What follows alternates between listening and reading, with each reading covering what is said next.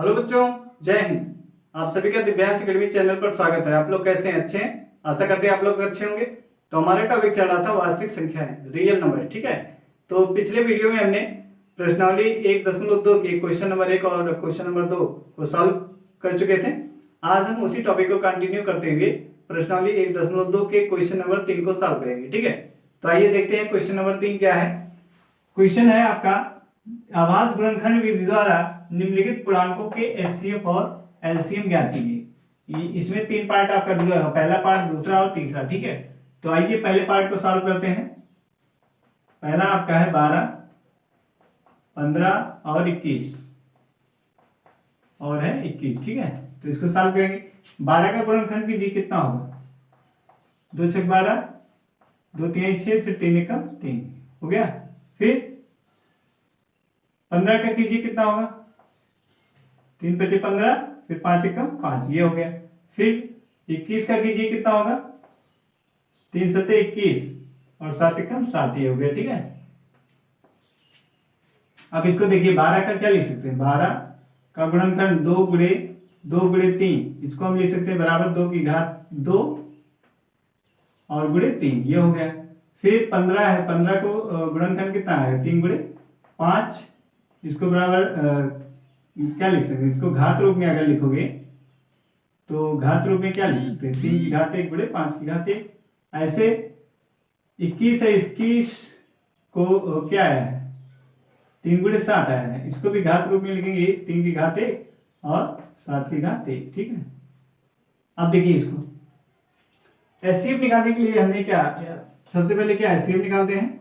HCF कितना होगा? 12, 15 और 21, इसका हमें एचसीएफ निकालना। ठीक है, तो एचसीएफ निकालने के लिए हमने क्या बताया था कि संख्याओं में प्रत्येक उभयनिष्ठ अभाज्य गुणनखंडों की न्यूनतम घात वाली संख्याओं का गुणनफल। ठीक है, तो आइए देखते हैं। न्यूनतम घात वाली संख्याएं उभयनिष्ठ भी होना चाहिए, वो अभाज्य गुणनखंड क्या होना है? उभयनिष्ठ होना चाहिए, और उसकी घात क्या होनी चाहिए? न्यूनतम होनी चाहिए। तो देखते हैं, इसमें आप देखेंगे 2, यहाँ 2 है, इसमें कहीं नहीं है, तो ये उभयनिष्ठ है। 3 3 यहाँ पे है, ये भी है, यहाँ पर भी है, तीनों में 3 है, तो इसकी न्यूनतम घात कितनी है? 3 की घात 1, तो 3 की घात 1 हमारा क्या हो गया? आंसर हो गया। ठीक है, यानी एलसीएम कितना आ गया? 3। एलसीएम निकालिए, एलसीएम कितना होगा? एलसीएम ऑफ 12, 15, 21 बराबर क्या लिख सकते हैं? अब हमें क्या देखना है? संख्याओं में प्रत्येक उभयनिष्ठ अभाज्य गुणनखंडों की अधिकतम घात वाली अभाज्य गुणनखंडों का गुणनफल। ठीक है, तो आइए देखते हैं। अधिकतम घात हमें देखनी है, एलसीएम के लिए क्या अधिकतम घात और एचसीएफ के लिए क्या देखते हैं? न्यूनतम घात। तो इसमें देखिए, अब इसमें अधिकतम घात कितनी है? 2 की घात 2 है, ये हो गया। फिर 3 की अधिकतम घात कितनी है? 3 की घात 1 है। 5 की अधिकतम घात कितनी है? 5 की घात 1 है। 7 की अधिकतम घात कितनी है? 7 की घात 1 है। तो अब इसको गुणा कर लीजिए, ये कितना हो जाएगा? 2 दूनी 4, 3 गुणे 5 गुणे 7, तो कितना हो जाएगा? ये 4 पंचे 20, 20 तिहाई 60, 60 छक 42, कितना आ गया? 420 आ गया। ठीक है, तो ये हो गया एचसीएम और ये हो गया एलसीएम, ये आपका आंसर आ गया। ठीक, तो आपका आंसर क्या है? 3, 420, ये आपका आंसर आ गया। ठीक है, अब इसको आंसर को चेक कर लेते हैं कितना आ रहा है।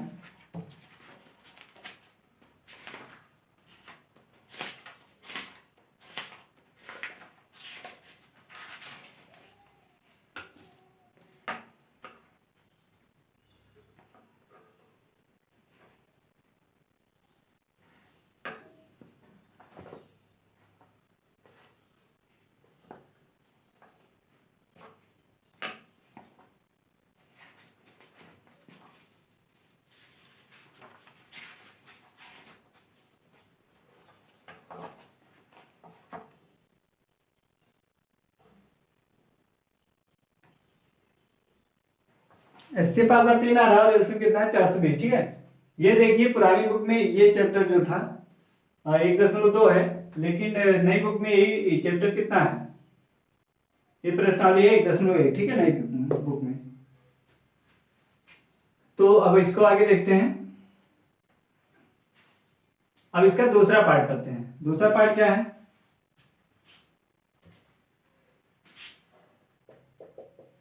दूसरा पार्ट आपका दिया है 17 कामा 23 और कामा 29, क्या है 29 है, ठीक है।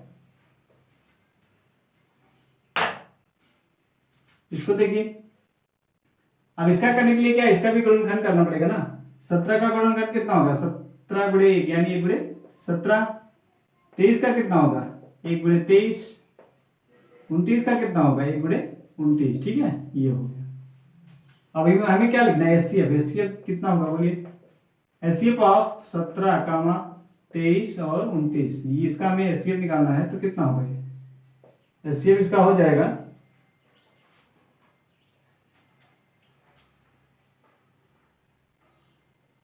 एचसीएफ इसमें देखिए हमें क्या देखना है, उभयनिष्ठ, जो उभयनिष्ठ होगा उसकी हमें क्या करना है, न्यूनतम घात। उभयनिष्ठ अभाज्य गुणनखंडों की क्या देखना, न्यूनतम घात वाली संख्याओं का या न्यूनतम घात वाली अभाज्य गुणनखंड का गुणनफल, ठीक है। तो देखिए अभी इसमें उभयनिष्ठ कौन है, एक है ना, एक के अलावा और कोई है, तो इसका एचसीएफ कितना आ गया, एक आ गया। एलसीएम,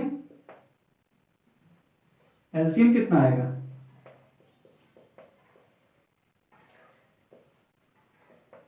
एलसीएम देखिए कितना आएगा, एचसीएम एलसीएम। अब इसमें देखिए एक है ना सब में, तो एक ही अधिकतम घात एक ही है। आगे देखेंगे 17 की अधिकतम घात क्या है, एक है, और 23 की अधिकतम घात क्या है, एक ही है, और 29 की अधिकतम घात क्या है, एक ही है, ठीक। तब इन सबको गुणा कर लीजिए, कितना आ जाएगा ये जाएगा तेरा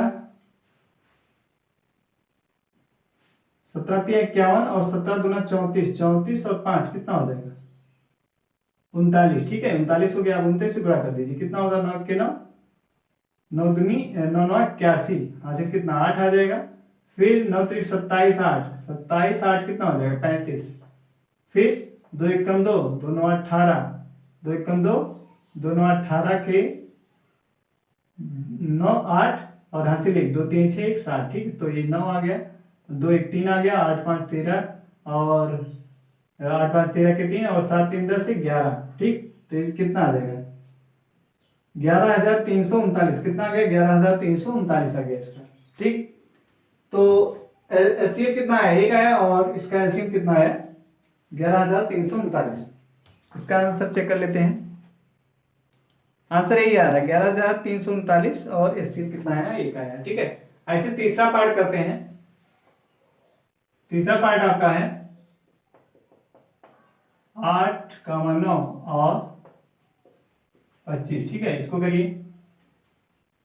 तो देखिए 8 का गुणनखंड क्या होगा, 2 चौका 8, 2 दूनी 4, फिर 2 एकम 2, ये हो गया। 9 का क्या होगा, 3 त्रिका 9, फिर 3 एकम 3 है, ये हो गया। फिर ऐसे 25 का देखिए कितना होगा, पंचम 25, फिर 5 एकम 5, ये हो गया। अब इसको क्या लिख सकते हैं, इसको लिख सकते हैं 8 बराबर 2 गुणे 2 गुणे 2। 8 का गुणनखंड यही तो आया है, इसको हम लिख सकते हैं 2 की घात 3। क्या लिख सकते हैं, 2 की घात 3। 9 को ये 3 गुणे 3 आया है, इसको लिख सकते हैं 3 की घात 2। 25 को इसको लिख सकते हैं 5 गुणे 5, और इसको घात के रूप में कैसे लिखेंगे, 5 की घात 2, ठीक है। तो एचसीएफ हमारा कितना हो गया, एचसीएफ जो है 8 कामा 9 कामा 25, ठीक है, इसका एचसीएफ हमें देखना है। तो एचसीएफ के लिए हमने बताया था कि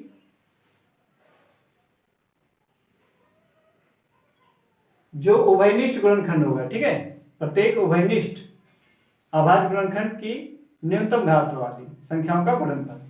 तो इसमें देखिए 2 है, 3 है और 5 है, ऐसा तो है नहीं, यहाँ हम गुणे 1 भी लिख सकते हैं, गुणे 1 भी लिख सकते हैं इसके गुणनखंड पे, और गुणे 1 भी लिख सकते हैं, ठीक है।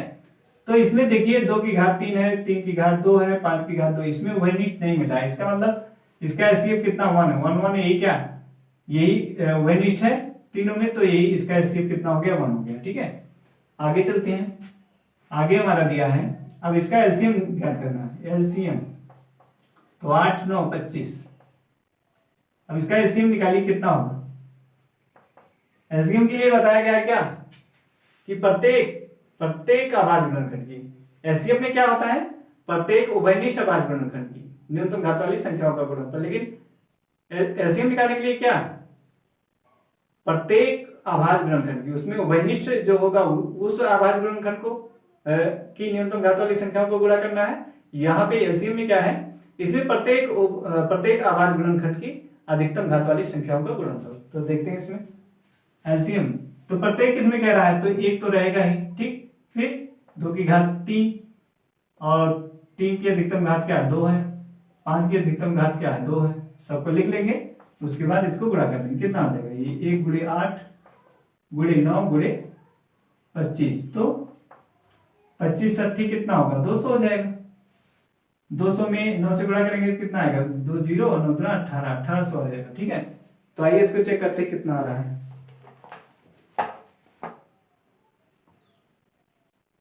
तो एलसीएम इसका 1 आया है और एलसीएम कितना आया है, 1800, ठीक है। आंसर हमारा क्या आ गया, 1 कामा लिख देंगे एचसीएफ बराबर 1 और एलसीएम बराबर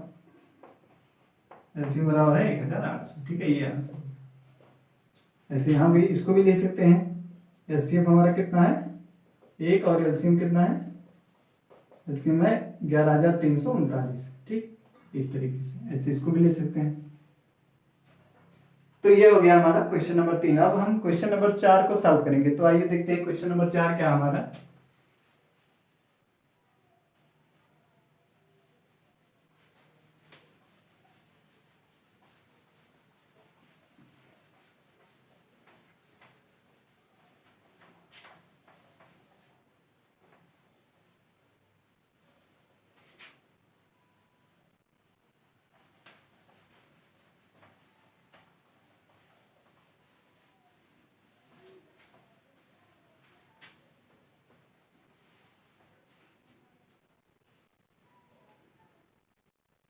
क्वेश्चन नंबर 4 है, कह रहा है एचसीएफ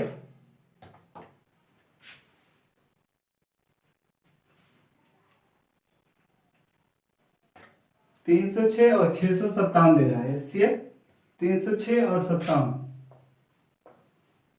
एचसीएफ 306, 657 लिख रहा है इसमें कि बराबर 9 दिया है। बराबर कितना दिया है, 9 दिया है। 657 इसका एचसीएफ कितना दिया, 9 दिया है, ठीक है। और आगे कह रहा है कि एलसीएम ज्ञात कीजिए। ये तो दिया है, कह रहा है एलसीएम ऑफ 306, 657 ज्ञात कीजिए, ठीक है। ये हमें ज्ञात करना है। आइए देखते हैं इसको।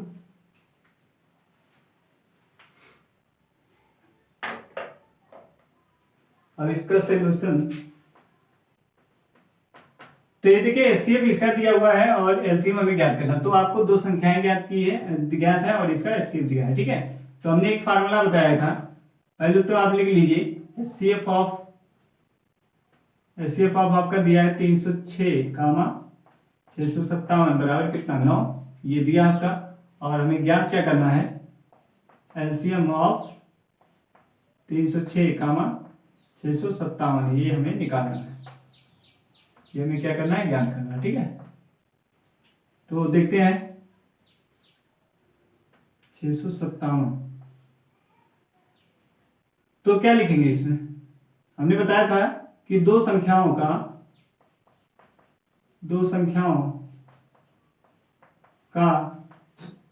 गुणनफल बराबर होता है किसके, एचसीएफ गुणे एलसीएम के, ठीक है। ये हमने आपको बताया था, ये फार्मूला आपको याद होना चाहिए। तो दो संख्याएं आपकी क्या दी हैं, 306, 657, इसको गुणे में लिखेंगे। और एचसीएफ आपका, इसका एचसीएफ दिया है 9 और इसका एचसीएफ हमें निकालना, तो लिख देंगे एलसीएम ऑफ 306, 657, ठीक है। इस फार्मूले के अनुसार हम इसको लिख देंगे, दो संख्याओं का गुणनफल, फिर 9 एचसीएफ है और एलसीएम इतना है, तो इसको लिखेंगे। अभी क्या बटे में आ जाएगा, लिख देंगे 306 गुणे 657 और बटे में 9, ठीक, बराबर एलसीएम ऑफ 306, 657, ठीक। अब ये कितना हो जाएगा, 9 एकम 9, 9 त्रिक 27 और 9 चौक 36। क्यों, या तो इसको काट इसी को काटिए, 9 त्रिक 27 और 3 आएगा 9 चौक 36, 34 आ गया। 34 से इसमें आपको क्या करना, गुणा करना, 34 गुणे 657 और एलसीएम ऑफ 306 कामा 657। ठीक है, तो इसको गुणा कर लीजिए, कितना होगा, 4 से गुणा करेंगे, 4 से 28, 4 पंचे 20, 2 22, फिर 4 6 24, 24 2 26, फिर 3 7 21, 3 पंचे 15, 2 3 पंचे 15, 2 17। ठीक, फिर 3 6 18, 1 19, तो 8 आएगा, 2 1 3 आ जाएगा, फिर 6 7 13 और 13 और 1 9 1 9 1 10 हो जाएगा, 10 2 12 और 1। ठीक है, तो ये हमारा आ जाएगा एलसीएम ऑफ 306 कामा 657, ये आ गया। ठीक है, तो देखते हैं इसको आंसर कितना है आपका। एलसीएम आया है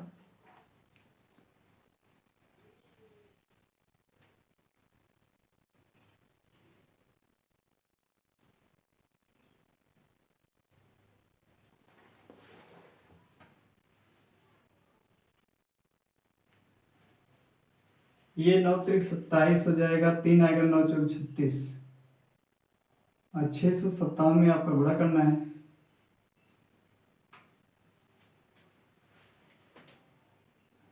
तो देखिए इसको फिर से गुणा करते हैं, 34 9 त्रिक 27 और 9 चौक 36, तो 4 7 28, 4 पंचे 20, 20 2 22, फिर 4 6 24 2 26, फिर 3 7 21, 3 पंचे 15, 2 17 और 3 6 18 19, तो कितना हो जाएगा, 8 2 1 3 6 7 13 और 9 2 11 1 12 और 1 1 2। ठीक है, इतना आएगा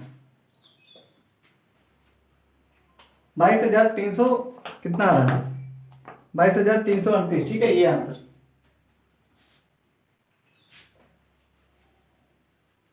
तो लिख देंगे इसको, अतः एलसीएम बराबर एलसीएम ऑफ 306 कामा 657 बराबर कितना, 22,338। ये आपका क्या हो गया, आंसर हो गया। ठीक है, ये क्वेश्चन नंबर 4 आपका सॉल्व हो गया। मतलब आपको 3 चीजें दी होगी। ठीक है, दो संख्या क्या होता है, एक एलसीएम और एचसीएफ होता है और दो संख्याएं। यदि आपके पास दो संख्याएं और एचसीएफ मालूम है तो एलसीएम ज्ञात कर सकते हैं। यदि आपको दो संख्याएं और एलसीएम ज्ञात है तो एचसीएफ ज्ञात कर सकते हैं। यदि आपके पास एचसीएफ एलसीएम ज्ञात है और एक संख्या ज्ञात है तो दूसरी संख्या को भी आप ज्ञात कर सकते हैं। ठीक है, यानी चार हैं, ये चारों में से आपको 3 ज्ञात है तो क्या चौथे को आप निकाल सकते हैं इस तरीके से। आइए अब हम क्वेश्चन नंबर 5 को सॉल्व करते हैं।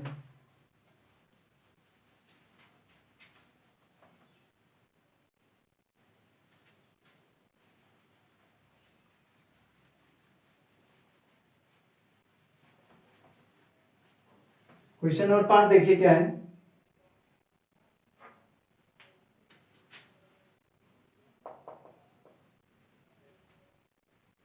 क्वेश्चन नंबर 5 है आपका, करा कि जांच कीजिए क्या किसी प्राकृतिक संख्या n के लिए जांच कीजिए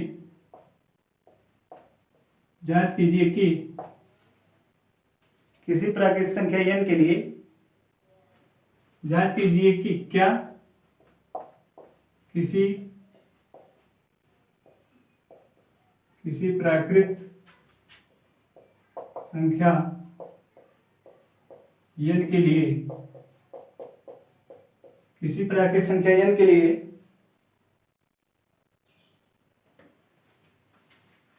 संख्या 6 की घात n अंक 0 6 की घात n अंक 0 पर समाप्त हो सकती है, 0 पर समाप्त हो सकती है।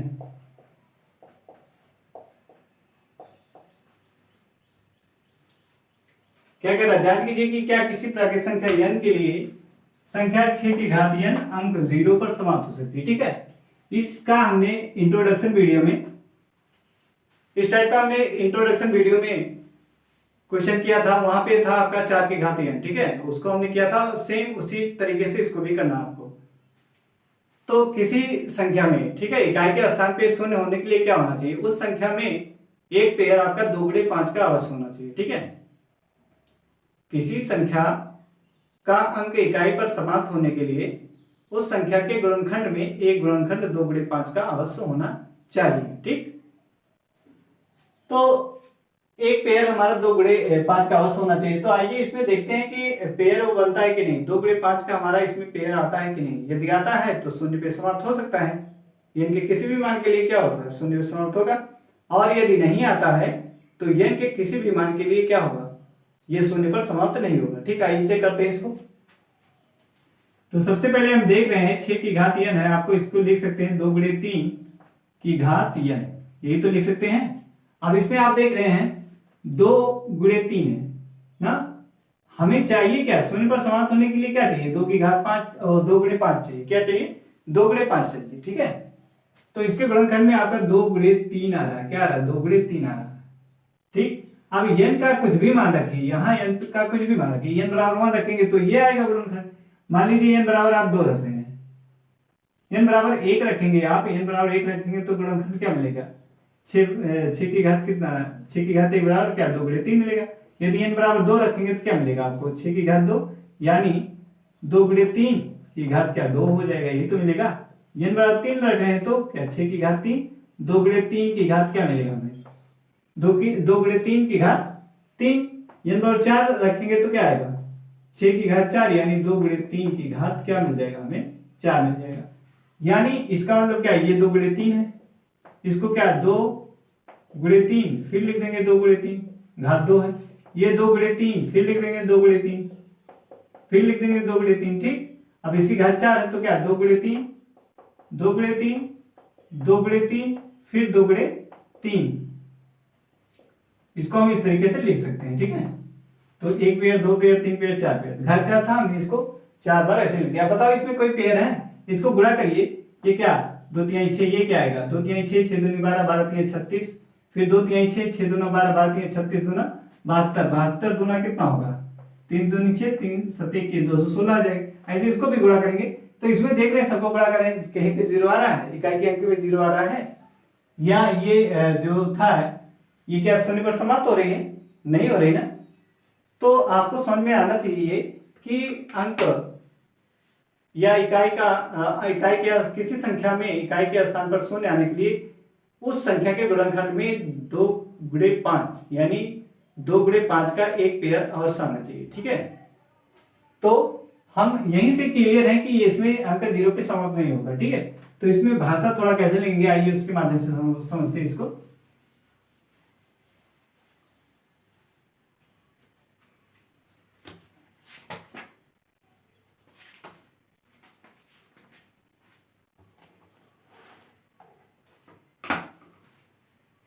तो लिखेंगे यदि किसी n के लिए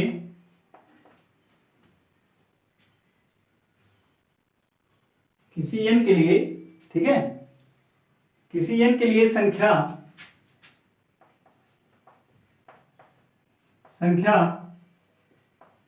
6 की घात n अंक 0 पर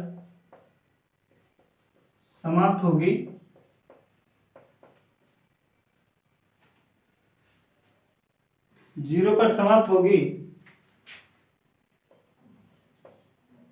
तो देखेंगे यदि किसी n के लिए संख्या 6 की घात n 0 पर समाप्त होगी, यदि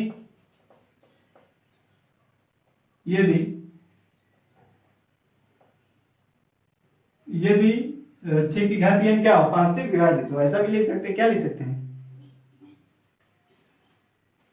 लिख सकते हैं यदि वो 5 से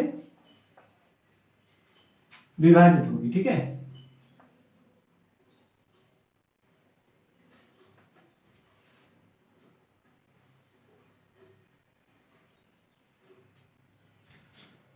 तो यहाँ लिख सकते हैं तो वह 5 से क्या होगी, विभाज्य होगी। ठीक है, ऐसा लिख सकते हैं, यहाँ लिख सकते हैं क्या, उसके पेयर में 2 गुणे 5 का एक पेयर अवश्य आना चाहिए। ठीक है, ऐसा भी लिख सकते हैं, n की डी संख्या अंक पर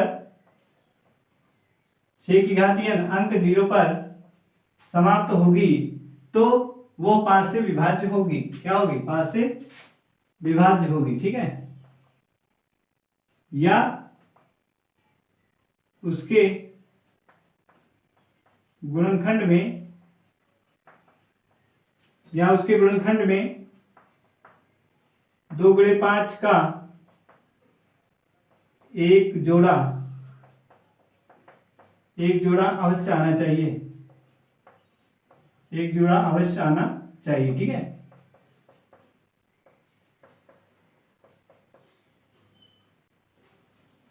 या क्या क्या लिख सकते, वो 5 से विभाज्य होगी या उसके गुणनखंड में 2 गुणे 5 का एक जोड़ा अवश्य आना चाहिए। ये हो गया। अब इसमें आप देख रहे हैं तो लिखेंगे, इसमें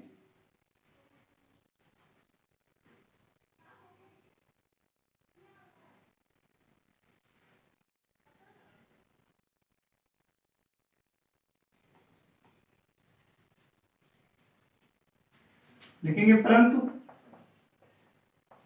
6 की घात n में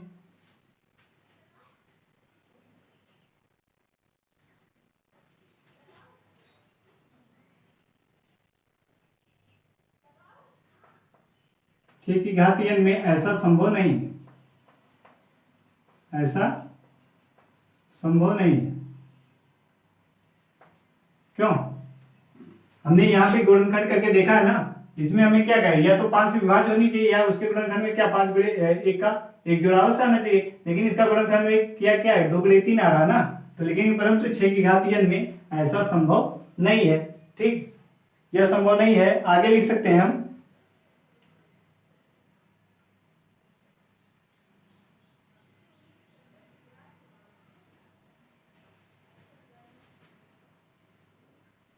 इसके गुणनखंड में केवल 2 गुणे 3, इसके गुणनखंड में केवल 2 और 3 ही है, 3 ही है। ठीक है, अतः अंगणित की आधारभूत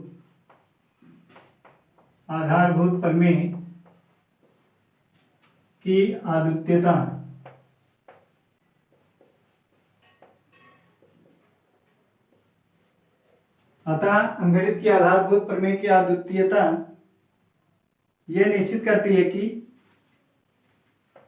ये निश्चित करती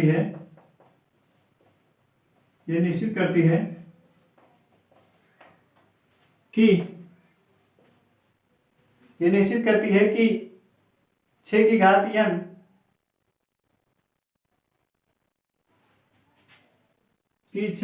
n के अभाज्य गुणनखंड में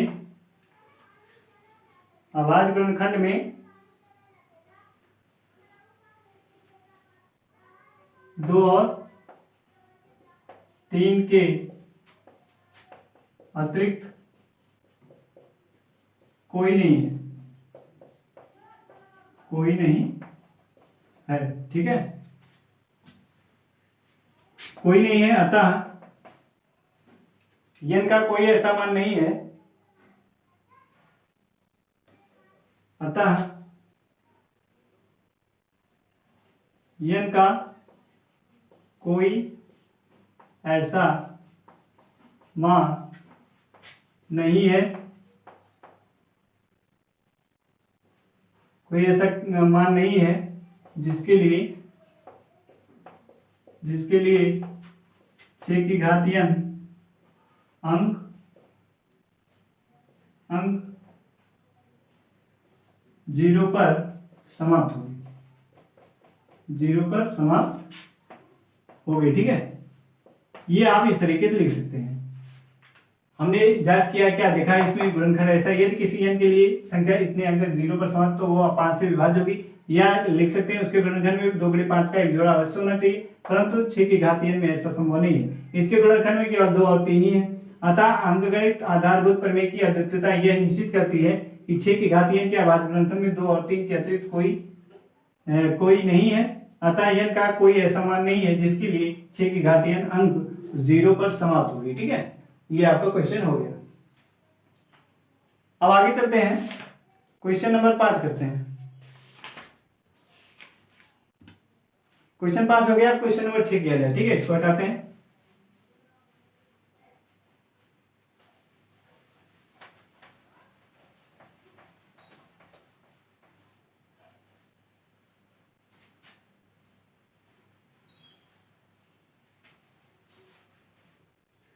आइए क्वेश्चन नंबर 6 किया जाए। कह रहा है व्याख्या कीजिए, व्याख्या कीजिए, व्याख्या कीजिए कि 7 गुणे 11 गुणे 13, 7 गुणे 11 गुणे 13 धन 13 और आगे है 7 गुणे 6, 7 गुणे 6 गुणे 5 गुणे 4 गुणे 3 गुणे 2 गुणे 1 प्लस 6 गुणे 5 गुणे 4 गुणे 3 गुणे 2 गुणे 1 धन 5 भाज्य संख्याएं, भाज्य संख्याएं हैं। क्या है? भाज्य संख्याएं हैं।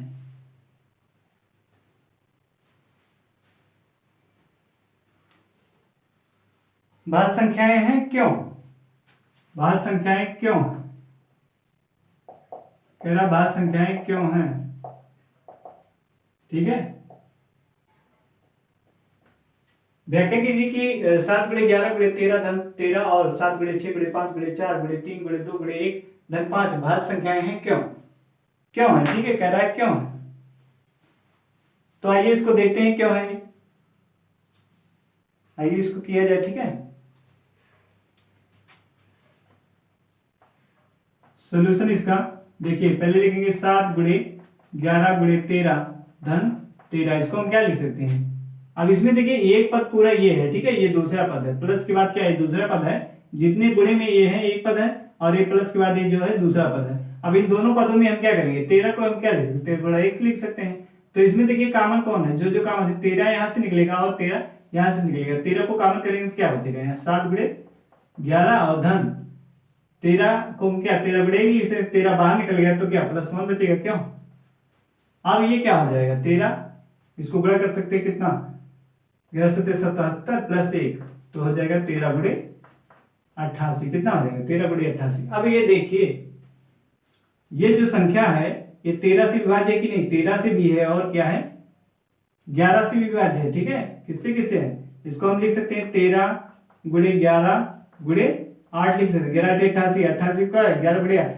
तो ये वाली संख्या जो है वो क्या 13 से विभाज्य, 11 से भी विभाज्य, 8 से विभाज्य है। ठीक है, तो ये क्या है? भाज्य संख्या है। क्योंकि भाज्य संख्या की परिभाषा क्या है? कि वे संख्याएं जो एक और स्वयं के अलावा अन्य दूसरी संख्याओं से भी विभाजित होती है उसे क्या कहते हैं? भाज्य संख्या कहते हैं।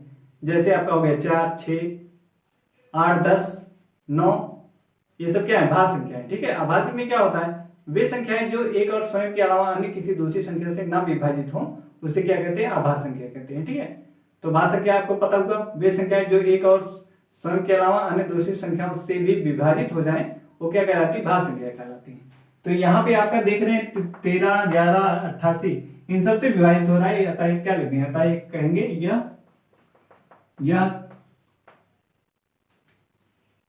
क्या है? भाज्य संख्या। यह भाज्य संख्या है। ठीक है, यह क्या है? भाज्य संख्या है। ठीक है, और इसको दूसरा वाला चेक करते हैं। दूसरा वाला कितना दिया है? 7 गुणे 6 गुणे 5 गुणे 4 गुणे 2 गुणे 1 धन 5। ठीक, अब इसमें देखेंगे क्या कर सकते हैं आप, 5 को 5 गुणे 1 लिख सकते नहीं। अब यहां से देखिए यहां तक पूरा जो गुणे में है ये एक पद है और प्लस के बाद ये दूसरा पद, 5 को हम 5 गुणे 1 लिख सकते हैं। अभी इसमें देखिए कॉमन कौन है, 5 है ना, यहाँ 5 है, यहाँ 5 है। 5 को बाहर करिए, यहाँ क्या बचेगा, 7 गुणे 6 गुणे 5 गुणे 4 और गुणे 5 नहीं रहेगा, 5 तो बाहर कर लिए हैं, तो 7 गुणे 6 गुणे 4 गुणे 3 गुणे 2, 3 भी है इसमें, 3 गुणे 2। ठीक, और गुणे 1 ये बचेगा और प्लस 1 बचेगा, क्यों, 5 भी यहां से निकला है, यहां से निकला है, तो इसमें तो इतना बचा और प्लस यहाँ क्या 5 गुणे 1 इसको लिख सकते हैं, तो यहाँ पे क्या 1 बचा है। ठीक है, ये हो गया आपका। अभी इसको गुणा कीजिए। अब 5 गुणे देख रहे हैं ये क्या 5 से भी विभाजित हो रहा है, तो यहीं से हमें पता चल जा रहा है कि ये क्या है, भाज्य संख्या है। ठीक है, इसको आप गुणा करके लिख सकते हैं, कितना होगा ये, 7 चक 42, 42 में 4 से गुणा करेंगे, 4 दूना 8 और फिर 4 चौक 16। ठीक है, 22 में 4 दूना 8, 4 चौक 16, फिर 3 दूना 6 से करेंगे, कितना आएगा, 6 से गुणा करेंगे तो 6 अठे 48। ठीक, यहाँ से 4 6 चौक 36, 6 40, 6 चौक 36 और 6 जोड़ेंगे कितना आ गया, 40 आ जाएगा, 40 के शून्य, यहाँ से 4, फिर 6 के 6 4 10, कितना आ जाएगा, 1008 आ जाएगा, कितना आ जाएगा, 1008। ठीक है, तो इस तरीके से आप देख रहे 5 गुणे कितना 1008 है, 1008 और यहाँ पे +1 भी है, क्यों, 1008 +1 भी तो है,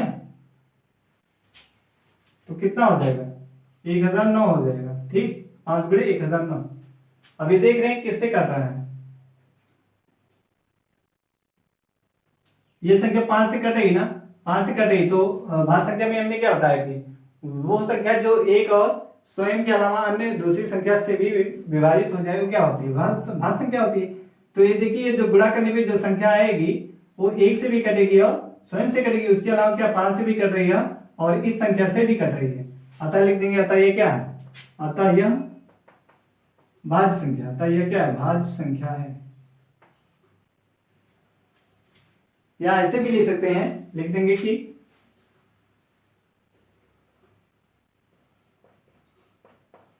प्राप्त संख्या 13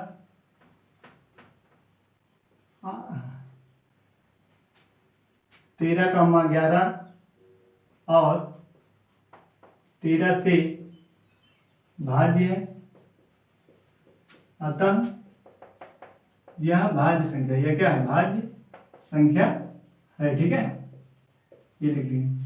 और इसको क्या लिख सकते हैं, इसको भी ऐसे लिख सकते हैं, लिखेंगे प्राप्त संख्या या दी गई संख्या, दी गई, यहां पर भी दी गई संख्या। ठीक है, दी गई संख्या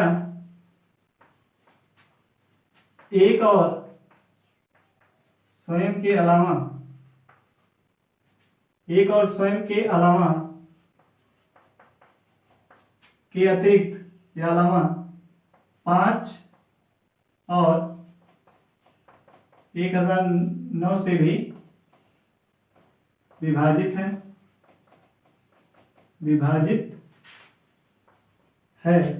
अतः यह संख्या क्या है, भाज्य संख्या, क्या है, भाज्य संख्या है। ठीक है, यही बात आप इसमें भी लिख सकते हैं, इसको भी ऐसे लिख सकते हैं, दी गई संख्या एक और स्वयं के अलावा 5 और एक, यहां लिख सकते हैं दी गई संख्या एक और स्वयं के अलावा क्या लिख सकते हैं, दी गई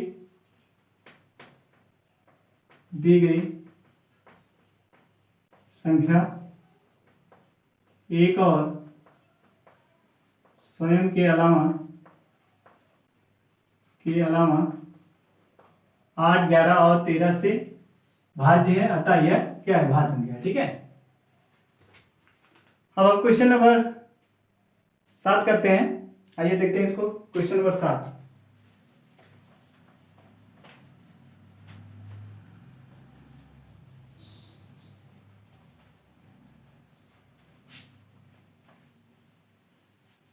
क्वेश्चन नंबर 7 क्या कह रहा है उसको पढ़िए।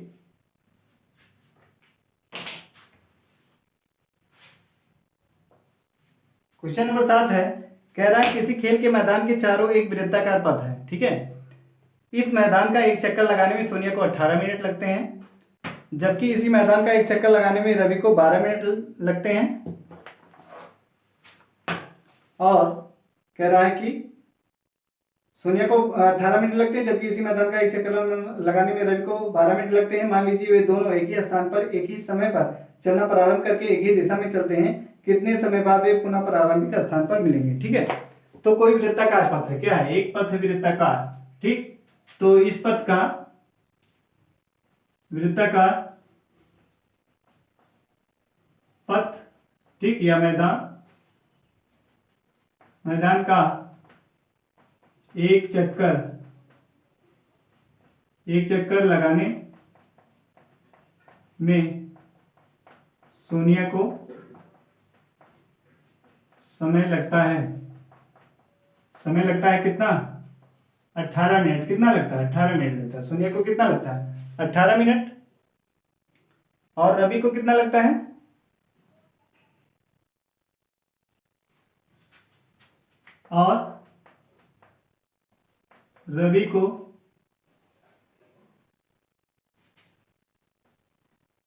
रवि को इसी मैदान का एक चक्कर लगाने में समय लगता है, एक चक्कर लगाने में समय लगता है कितना, 12 मिनट। कितना लगता है, 12 मिनट लगता है, ठीक है। वृत्ताकार पथ का समय लगता है कितना, 18 मिनट। और रवि को इसी मैदान का एक चक्कर लगाने में समय लगता है कितना, 18 मिनट, ठीक है। 12 मिनट है, रवि को 12 मिनट लगता है, सोनिया को 18 मिनट लगता है। अब क्या कह रहा है कि दोनों एक ही साथ क्या करते हैं, चलना प्रारंभ करते हैं और दोनों एक ही दिशा में चलते हैं। कह रहा है कितने समय बाद वे पुनः प्रारंभिक स्थान पर मिलेंगे, ठीक है। तो लिखेंगे पुनः दोनों के प्रारंभिक स्थान पर मिलने में, देखिए स्थान पर मिलने में, एक ही स्थान पर मिलने में लगा समय, ठीक है। इसको निकालने के लिए क्या करेंगे आप, इसका एलसीएम निकाल लीजिए। क्या निकाल लीजिए, एलसीएम ऑफ 18, 12, इसका क्या निकालेंगे, एलसीएम निकाल दीजिए, ठीक है। एलसीएम निकालने के लिए क्या करेंगे, 18 का गुणनखंड क्या होता है, 2 गुणे 3 गुणे 3, ठीक है। फिर 12 का क्या होगा, 2 गुणे 3, 2 गुणे 2 गुणे 3, ठीक है। अब इसका कर लीजिए, इसको लिख सकते हैं 2 गुणे 3 की घात 2, इसको क्या लिख सकते हैं, 2 की घात 2 गुणे 3। तो एलसीएम ऑफ कितना हो जाएगा, एलसीएम ऑफ हो जाएगा 18, 12। तो क्या बताए थे कि अधिकतम घात वाली प्रत्येक अभाज्य गुणनखंड की अधिकतम घात वाली संख्याओं का गुणनफल। तो अधिकतम घात क्या है, 2 की घात 2 है और 3 की घात 2 है, ये अधिकतम घात है। इसको गुणा कर लेंगे, 2 दूनी 4, 3 त्रिका 9, कितना हो जाएगा, 36 मिनट। कितना, 36 मिनट, यही समय लगेगा, ठीक है। इतना समय दोनों को प्रारंभिक स्थान पर मिलने में, इतना समय बाद वो क्या करेंगे, दोनों एक स्थान पर, प्रारंभिक स्थान पर दोनों क्या करेंगे, मिलेंगे, ठीक है। इतना समय उनको लगेगा, प्रारंभिक स्थान से जब चलना प्रारंभ करेंगे, फिर उनको प्रारंभिक स्थान पर मिलने के लिए कितना समय बाद वो मिलेंगे, 36 मिनट बाद, ठीक। तो आपका प्रश्नावली 1.1 नई बुक का 1 और पुरानी बुक का 2 कंप्लीट होता है। अब हम नेक्स्ट प्रश्नावली 1.2 नई बुक का जो है प्रश्नावली 1.2 को करेंगे। तो बस आज के लिए इतना ही, जय हिंद।